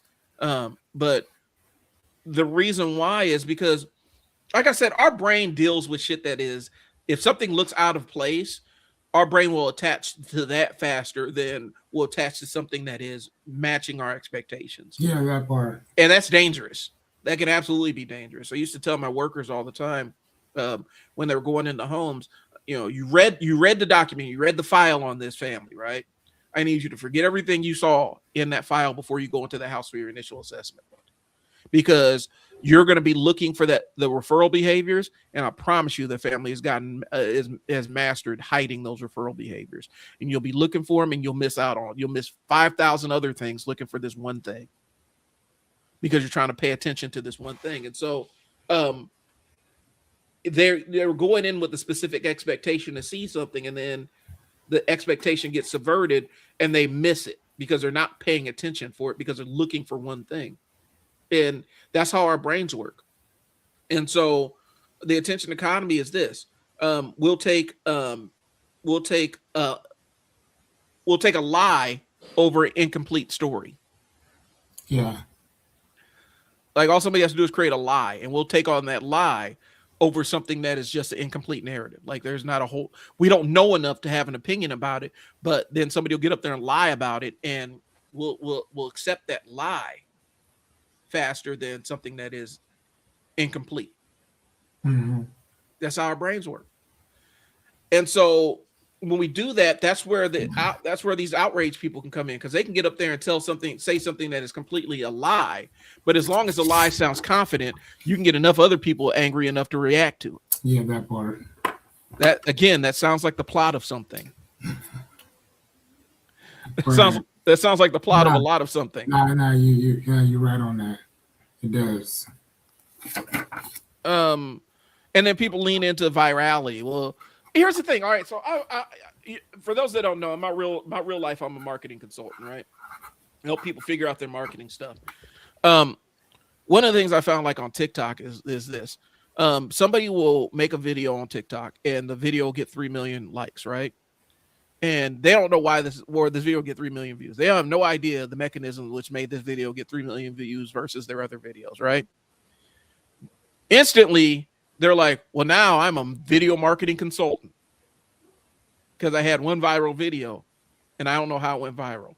And people will pay them money so that they could tell them how to go viral themselves, and they'll pay them money, it'll never work. Because the person who they paid doesn't really have any idea why their video went viral either. And that's kind of what happens in the attention economy, where you'll deal with somebody who sounds confident over somebody that may be hesitant and hedges a little bit and say, it may not turn out this way, versus this confident person like, no, it's 100% going to work like exactly like this. And that's how this thing works. And so, like I said, people will take a confident lie over an unconfident truth, if that makes sense. Yeah, no, for sure. And so, a lot of media literacy gets lost in that stuff, man, when you're just seeking things to piss you off. Because, like I said, people take incomplete stories, incomplete narratives. You know, the one I'm seeing right now because we started out with this conversation about the Super Bowl. Now I saw this morning on one of the social media things that I follow, some guy jumped on there and said, in real life, Kid Rock's performance outperformed Bad Bunny's performance. No, it didn't. How the fuck you were watching? But people were sharing it like it was true. Like, see, we were right. We're validated. Our confirmation bias, it finally worked. Our confirmation bias finally worked. And people are posting it like it's true. And it's like, why would you lie about something that is so easily disprovable? And the reason why is because a lie will go around the world twice before the truth even gets off the starting pad. Okay. You know, what's up? No, keep going. An interesting lie is an interesting lie is just that. It's more interesting than the boring truth. And people latch onto it. Right. And that ends up becoming how you feed somebody's outrage. A lot of times, we are dealing with somebody who's lingering in these outrage places, like your Fresh and Fit and things along those lines. They're sitting up there telling you half-formed thoughts or half-formed narratives. They're excluding things, the context that will actually make it a truthful statement. They're intentionally omitting that stuff so that they can keep you hooked and keep your adrenaline spiked with your anger. Right. You know, that's how they keep you aroused. I mean, that's basically what they're arousing your anger and keeping it foaming at the mouth by feeding you stuff that's half true. And then you go off and take these half-baked narratives and half-baked things and clips and stuff that you heard on a podcast, and that ends up becoming stuff that you think is real. Right. And then you say it to people who actually know what they're talking about, and they sit there and look at you like you're out of your mind. But then that's where you're like, well, you don't trust the experts because the experts are wrong about this thing. No, the experts are right about a lot of shit that they actually have expertise in. That's why they're experts. Now they can be wrong when they are trying to be experts in fields that they're not experts in, or they don't have expertise in. But the experts are wrong because they don't agree with me. Or, I know this is a novel thought, maybe you might be wrong for disagreeing with the person that has 20, 30, 40 years of entrenched experience working in this thing that you heard from some podcaster working in this subject that you heard this podcaster say. So, right. Yep. All right. No, and that's kind of, That what is? Oh my gosh, what law? What principle is that? Um, isn't that the Dunning Kruger effect? Yeah, Whatever, where we think that it's one thing is one thing, and then you look down and it's actually not at all. right. Yeah, Or you overestimate your ability to know something. And I think people confuse competent or confidence with competence. correct. Do I feel confident in this thing? Well, yeah. Well, then it must be true. Mm-hmm. And that's how life works. So anyway, um, Now, man, today you kind of went in, boy. I had a lot going on, man. I apologize. Wow, I love it. Good stuff. So I love uh it. we're gonna wrap this thing up, man. I appreciate y'all tuning in. Like I said, I got a lot going on, and so I had a lot to kind of get off my chest. So we'll catch you later. I think we might have to find another book or something to discuss, to kind of debunk some of the mythology around it. Um, Hey, actually, I don't know if we'll be able to debunk it per se, but if you have some time, you should read this book here. Risk is the New Safe, okay. and this is by Randy Gage. Small little book. It's absolutely amazing. All right. So risky is the new same. I add that to my reading list. Yeah, Risk is the New Safe. I would add this. Again, he wrote this I think in 2012. I've read this book is so good. I read it twice. I think the one I'm working on is was it Save the Cat Writes a Horror? Save the Cat Writes Horror. And it's about basically deconstructing horror movie screenplays and horror books, and talking about the thematic elements and some of the common themes of it. So that's the one I'm reading right now. So Hmm. I'm gonna look up that other one. Yeah, I would. I mean, especially if we're talking about this type of stuff, or whatever. This is one of those books that, again, like I said, it's a really quick read. It's let's see, I don't know how many. It's about 140 pages, maybe, Okay. if that. Again, it is a really quick read, man. Small little, tiny little book. You know me, I do a lot of annotating when I write, and this book was, to me, the book was so good that my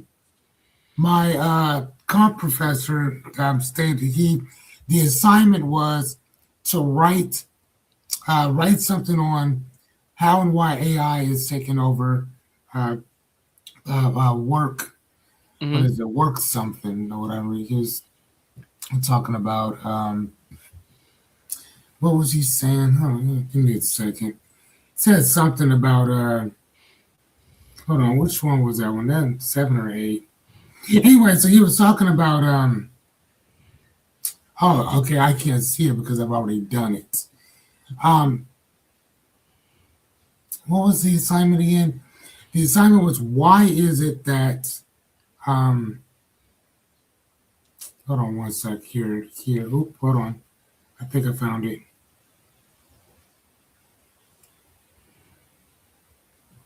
What is today? Oh, 10th. shit. Okay, nice. Yeah, oh, did he grade that already? Okay. Oh yeah, okay. So yeah, here it is. So he said nice. I'll take it, thank you.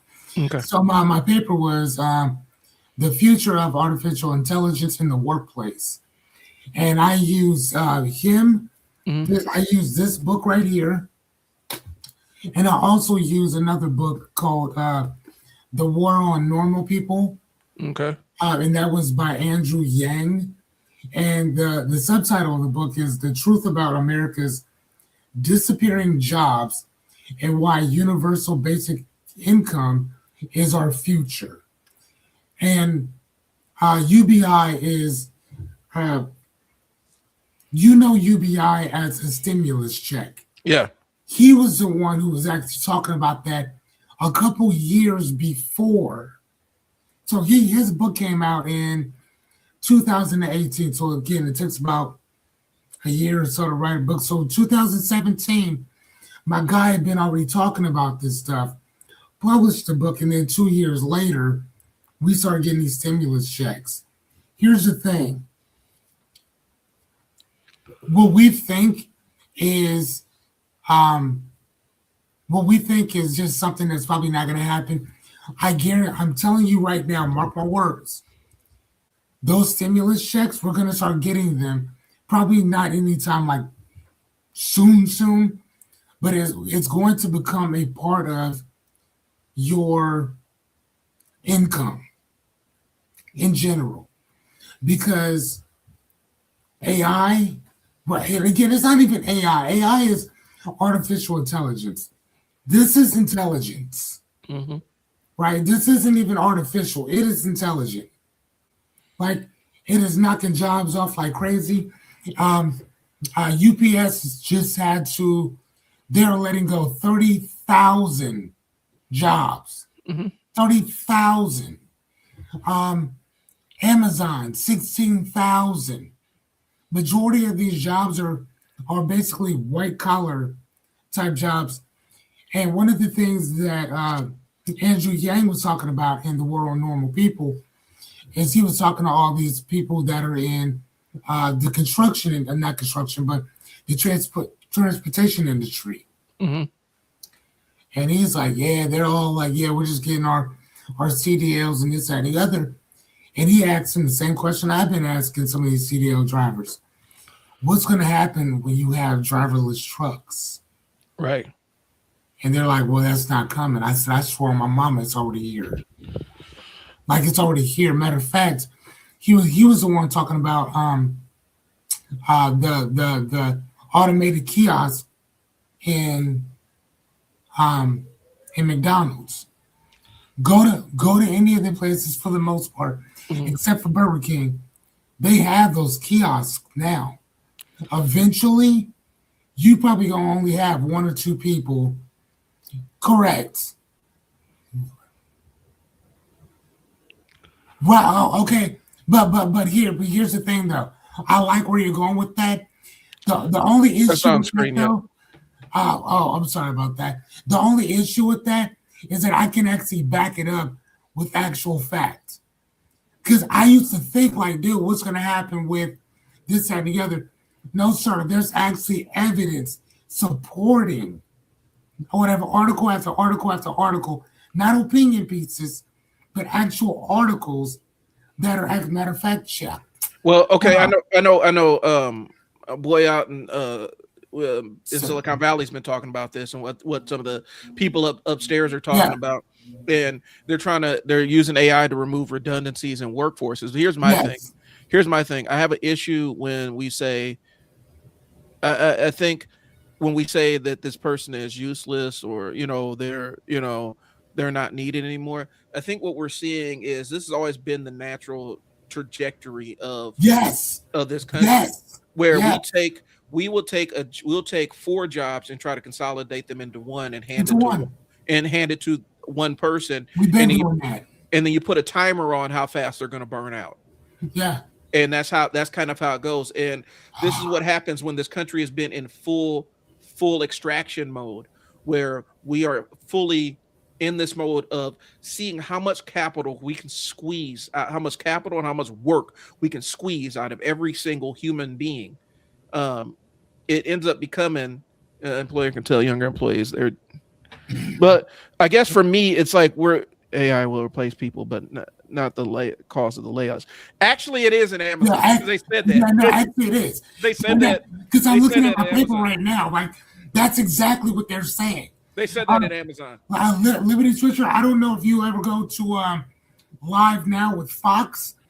I can get you the actual article. It's not an opinion piece. It's from their articles, from them. They're saying this, not me. They're saying this. They said that Amazon is cutting thousands of jobs, roughly around 16,000 corporate positions globally in early 2026, following due to its mass cuts and layoffs, including significant cuts to white-collar positions, mainly because of AI. Because They don't need these people anymore. I mean, matter of fact, And it's not and it's almost like this right here. Matter of fact, let's use something that everybody knows. When you go to Walmart or whatever, do you know the reason? Like when you go to Walmart, the reason why you don't have all those cashiers open, I don't know if you know this or not, but they started getting rid of a bunch of people, like in general, and that's the reason why they have all those kiosks, and they don't really help you. You basically bag your own stuff, this and the other. Hence, when you walk around Walmart or other places like that, you rarely see employees. You got to go hunt them down, like in general. But here's the thing, it's been like that. It's gotten worse because we automated stuff. And that's kind of what's going on right now. Randy Gage talked about in his book, this book right here, he's talking about the emergence of automation. And again, he was talking about this in 2012 based on something that was already happening. So again, we can talk about from the AI standpoint or whatever, but it is because of AI that we are moving from here to there. well, I think, and also, Liberty, I want to urge caution against this because I think it's reductive when we say the people that got laid off or fired somehow were deserving of it because they were poor employees or whatnot. Yeah. Or redundant employee, because it is, like you said, it is a Yeah, CEO. no, it's not just. It's the CEO, but a lot of it is. and I think the CEOs are finding a scapegoat so that they Yeah. so that they can make themselves not look like some of the vampires some of the vampiric shit that they're actually doing to people. Yeah. Where we're in this full blown extraction mode. Well, you need a strong man. And so I think the idea of, okay, so executive disability. Okay, so let me throw this in here. I'm neurodivergent, right? I got ADHD diagnosis that I've had since I was a little kid. I'm just an asshole. I'm 46 years old, and so I did the ADHD thing in the 90s. And the only reason I had the diagnosis, but my mom didn't follow up on the diagnosis because of this. I was all in the gifted courses and everything, and a lot of kids that were neurodivergent or have ADHD were actually gifted in that gifted slot. The reason why my mom didn't push the diagnosis when I was little was because back in the 80s and 90s, if you had that diagnosis, they would track you into remedial classes. They would shove you into remedial classes, regardless of whether you needed those remedial classes or not, because they kind of tried to warehouse you. And so for me, and I come from working with kids and working with families and working with kids that had different mental disabilities and things along those lines. Now that we actually recognize this and accommodate them in high school, this is the way to prevent it prevents prison incarceration. It prevents suicides and stuff like this, because you're actually accommodating these kids as opposed to letting them go through their childhood thinking that they're crazy. Because I experienced this as a real thing. But I didn't have to study in high school. I just could figure it out. By the time I got to college, I thought I was crazy and stupid because nobody told me why the numbers flip on me, why numbers invert on me, where I could look at 41 and see 14. And I could tell you, I know it's a 41. I could think it's a 41, but I will still say 14. And nobody would tell you you're not crazy. There's something going on with your brain, with your processing is off and stuff like that. So I don't think that the disability accommodations in college are necessarily a bad thing. Okay. I think, everybody has their own learning style. And in general, yeah. And I don't think it necessarily is a disability as much as my brain processes the information differently than a lot of people. And sometimes I'm razor fast on stuff, and other things I need more time to process. And so I think the idea, the framing of it is what I'm arguing with. I'm not necessarily saying that this is not factual or anything, but it's the framing of the disability thing as the reason why the jobs are redundant or going away. I do have an issue when we're saying that these employees that ended up getting fired, that it's all their fault, because I worked at an organization right now. I worked at an organization where they literally took one of the top performers who had been a top performer for years, and they fired him because he was making too much money. They retired him because he was making too much money. Yeah, I mean, it's a lot easier to get rid of one and bring in four, right, with that one salary. And so that's the objective, or to take that four into one and get the same exact amount of work done without having to pay you an arm and a leg or give you benefits. Competence gets punished in different ways. I got written up because in my office, I was working, did family support, but my office was off site. And in my office, it was a dead zone for pretty much any kind of phone or cell phone or anything, right? And so if my staff was trying to reach me on a cell phone, they could not reach me, and there are situations where they couldn't call. They needed to text because it was a delicate situation. Well, the signal wasn't going through, and there was nothing I could do about it. And so I said, well, since this is before they started allowing text messages to come through on Wi-Fi, before that was widely adopted.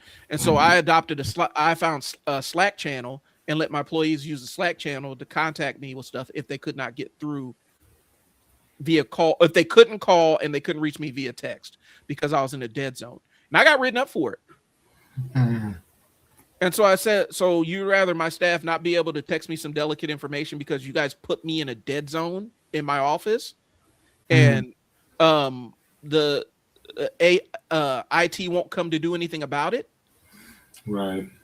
I said, I just saved a kid's life doing this. Well, this is not how we want things done. So I think when we start saying that and saying it just like that, I think what happens is we end up punishing competence. And I think a lot of people that are very good at their jobs end up getting run out. Go get something? Yeah, I'm hungry. So I had oranges and so Euros, but I could use something else. Hi, Brian. Hey, what's going on, Anya?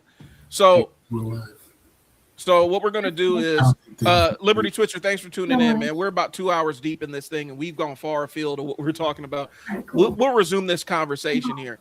But we'll put a pin in this. Thanks for tuning in, guys. It's been the Trial and Error Podcast. I'm Brian. Fearless here. Sorry about that, guys. I'll talk to you guys later.